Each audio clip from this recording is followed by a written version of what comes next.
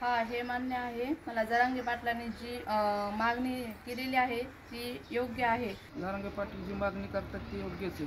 विदर्भातल्या मुली मराठवाड्यात दिलेल्या आहेत, त्यामुळे त्यांनी ती मागणी केलेली आहे ती योग्यच आहे आणि ती सरकारने मान्य करायलाच पाहिजे.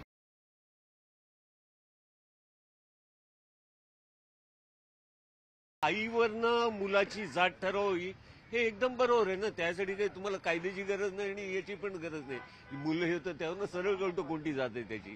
त्यामुळे त्याच्यावरनं अजून काही ठरवायची गरज नाहीये. त्याच्यासाठी वडिलांचं नावच लावलं पाहिजे असं काही नाहीये की आजकाल हा भेदभाव करूच नये. की जे आहे ते मुलांच्या कुवतेप्रमाणे या कॅपॅसिटीप्रमाणे या त्यांच्या एज्युकेशनप्रमाणे त्यांना त्यांचा समान हक्क दिला पाहिजे. हे ठाम मत आहे. म्हणजे तुमचं ओबीसी अदर्स वगैरे काही असं नसावंच.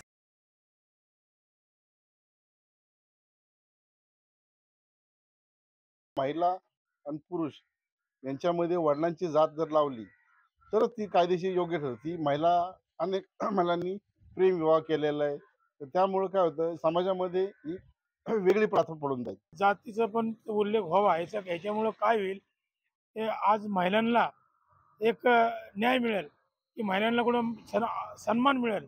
जसा वडिलांना सन्मान मिळतो की ह्यांचा मुलगा आहे, तर आईचा पण एक सन्मान वाढेल.